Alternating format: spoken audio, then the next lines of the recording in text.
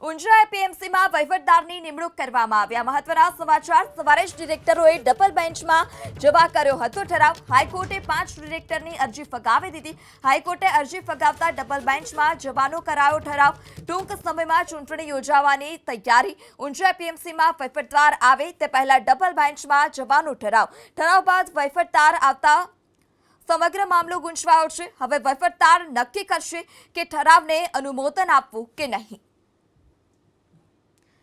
તો ઊંઝા એપીએમસીમાં વહીવટદારની નિમણૂક કરાઈ છે સવારે જ ડિરેક્ટરોએ ડબલ બેન્ચમાં જવા માટે કર્યો હતો ઠરાવ હાઈકોર્ટે 5 ડિરેક્ટરની અરજી ફગાવી દીધી હાઈકોર્ટે અરજી ફગાવતા ડબલ બેન્ચમાં જવાનો ઠરાવ કરવામાં આવ્યો હવે ટૂંક સમયમાં જ ચૂંટણી યોજવાની તૈયારી ઊંઝા એપીએમસીમાં વહીવટદાર આવે તે પહેલા ડબલ બેન્ચમાં જવાનો ઠરાવ કરાયો ઠરાવ બાદ વહીવટદાર આવતા સમગ્ર મામલો જે છે તે હવે ગુંચવાયો છે કારણ કે સવારે જ ડિરેક્ટરોએ ડબલ બેન્ચમાં જવા માટે કર્યો હતો ઠરાવ જે હાઈકોર્ટે 5 ડિરેક્ટરોની અરજી ફગાવી દીધી અને હવે વહીવટદાર નક્કી કરશે કે ઠરાવને અનુમોદન આપવું કે નહીં તે પણ સૌથી મોટો સવાલ